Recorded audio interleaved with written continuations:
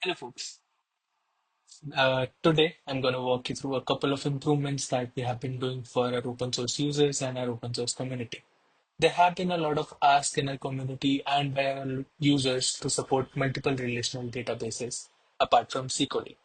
So I'm going to walk you through a nice demo of how can you set up Postgres with SigNoz, and let's get started. If you see, I'm here in the SigNoz repository. In the Docker section, we have this Docker Compose YAML. So what I did was I just added a Postgres container here, which is running on the Postgres 15 image. We just named the container as SigNoz Postgres. We added a default database of SigNoz and a default user and password of Postgres and password. You can choose any user and any password of your choice. Moving next, we just set up a Postgres volume so that this survives the container restart, and that's it. That's all you need to do. And in the SigNoz section of it, you can just set up your SigNoz SQL store provider, that is Postgres, and you can pass your Postgres SQL store DSN as well. There's just the default username, the default password that we created, and the database that we created. Now I'm already in the Docker folder inside the deploy section. Let's just run Docker Compose up. And as you can see, SigNoz Postgres is getting created, SigNoz is getting created. We have ClickHouse, we have collector being set up, and we have all this ClickHouse migrations being run here. Let's wait for this to get up. And meanwhile, we can see what is the status.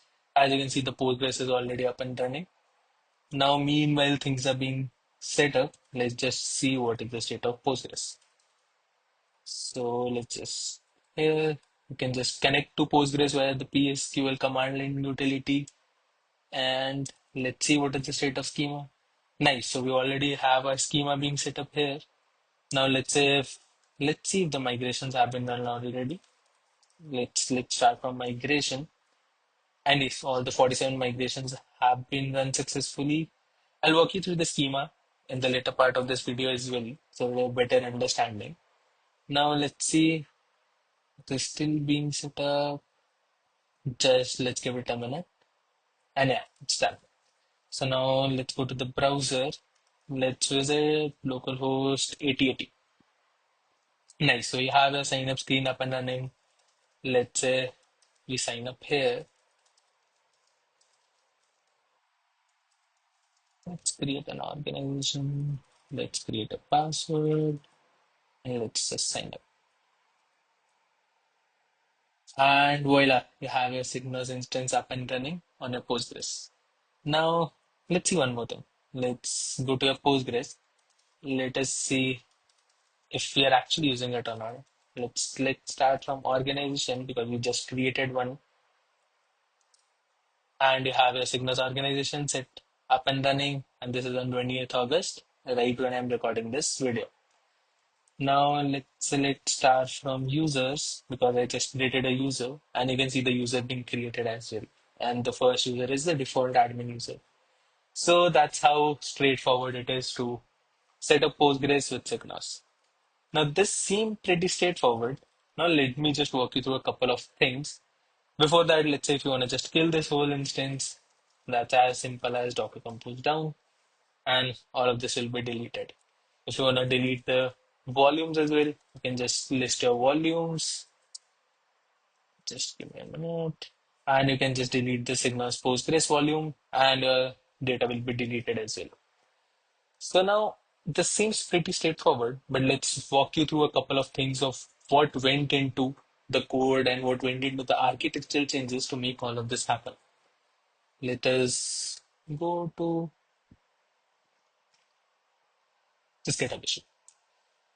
So now, whenever you want to support a new database in your system, or you want to make your query layer or your migration layer database agnostic, you need to take care of two things. You should be able to run your DML statements and you should be able to run your DDL statements without really worrying about what is the underlying database.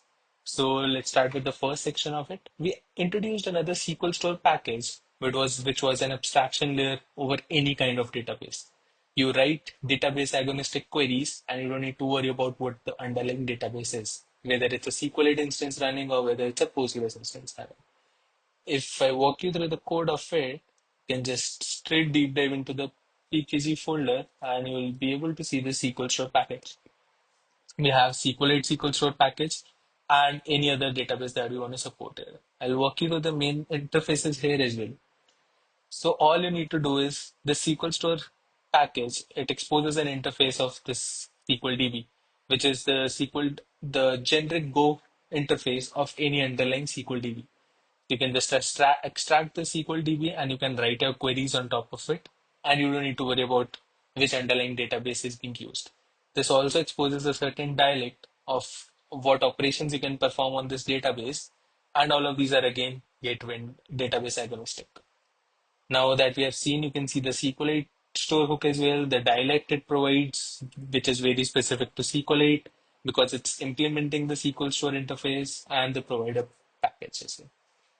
Now we've seen about the query part of it. The second part of it is how we make the migrations database neutral.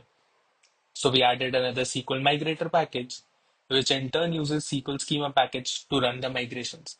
Now, SQL schema package is where you define your DDL operations. Let's say Postgres handles certain DDL operations in certain way, SQLite handles certain DDL operations in certain way, and there's an abstraction layer on top of it, the SQL schema package, which exposes an operator which takes care of running the underlying migrations. Let us have a quick look over SQL migrator package as well. Let us see the SQL migrator package.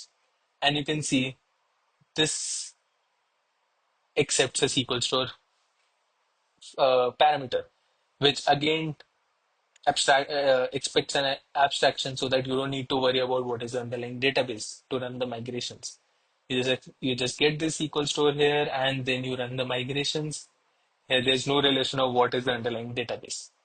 You can go and check the SQL schema package as well. This has certain operations. Let's say you want to run certain operations on table. You can drop the table. You can rename the table. You can add certain columns. If you see in the column package, what you can drop the column, you can add the column, you can update the column, and you can update the column to set it to not null. And all of these are database agnostic.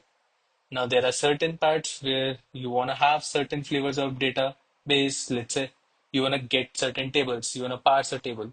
How it is handled in SQLite is very different from how it is being handled in Postgres. So you have all your database specific DDL language being present here in the SQLite schema package, which in turn implements the formatter and all your operators so that you don't need to worry about anything while writing your SQL migration. Let us see one of the migrations. Let's say you want to add another quick filter, or let's say you want to add factor indexes. So you can you can extract the pure SQL, you can call the operator, you can ask the operator to create an index for you. You extract all the SQLs and you just run the SQLs. You don't need to worry about what is the underlying database here. So once all of these things are set up, once your DDL migration is set up, once your DML migrations are set up, once your querying layer is set up, using multiple relational databases becomes like a breeze. You don't need to worry about anything at all. Now, to start with this, in this particular ticket, we started with PostgreSQL. Now, why we started with PostgreSQL is another question. Why not MySQL? Why not any other relational database?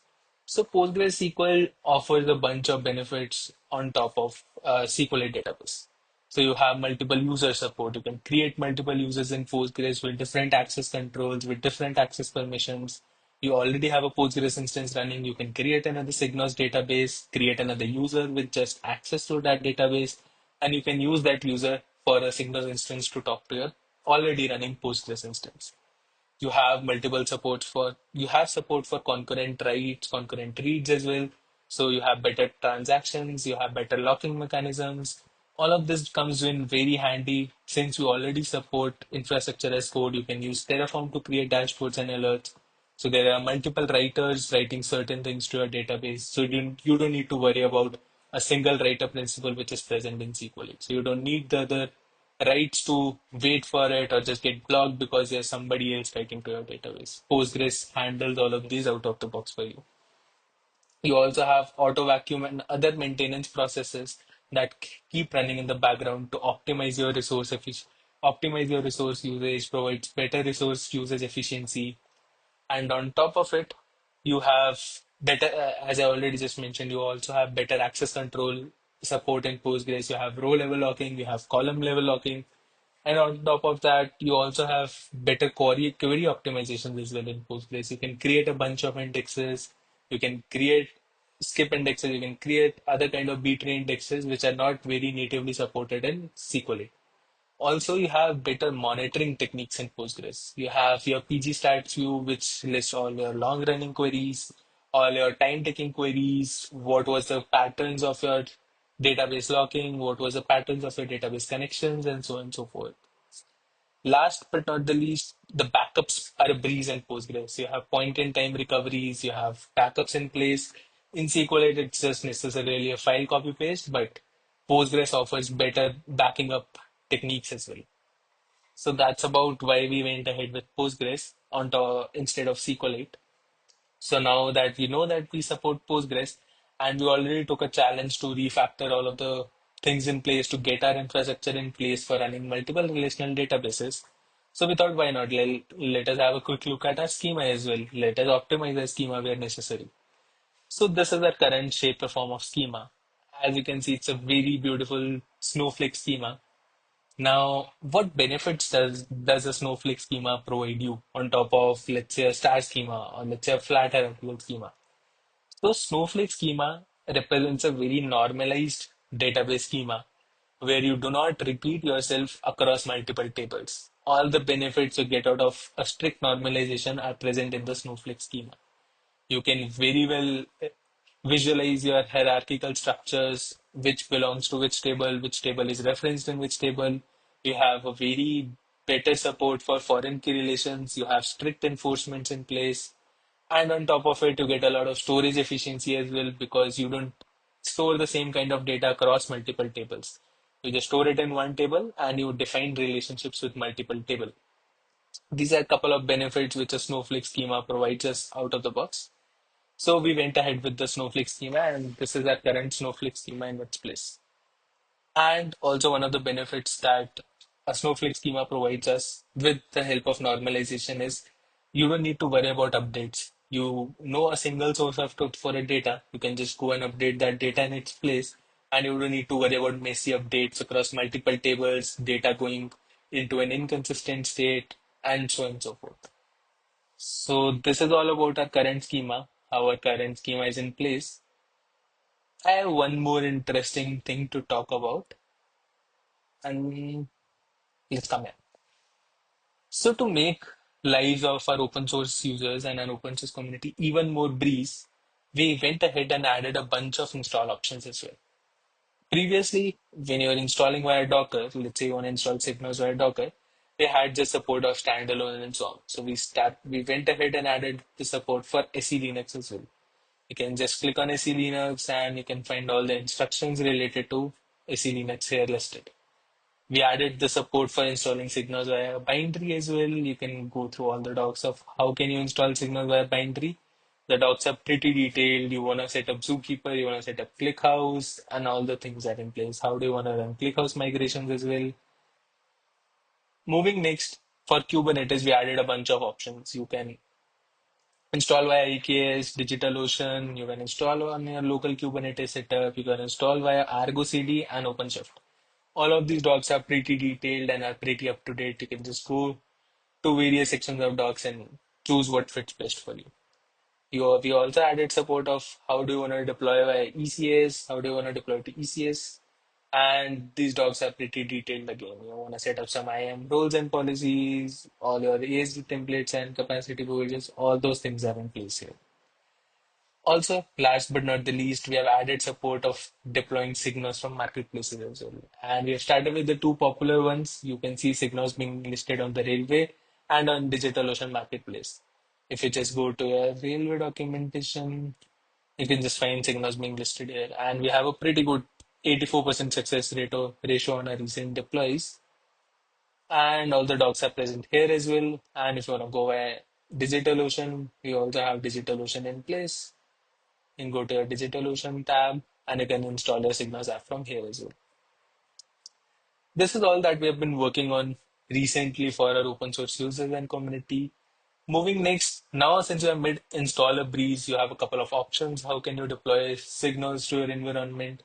The next section that we are currently focusing on is how can we make sending data to signals easy from various platforms, from various places? How can we make the lives of our users even more breeze? How can you easily send data to any of the signals, this instance running anywhere at all? So this is going to be a next challenge that we are taking on head on, and we'll be back with an update very soon on that area as well. So stay tuned. Let us know if you face any issues with installing SigNoz or running Postgres on SigNoz, or if you have any relational database in your mind that you wanted us to support next. Thank you.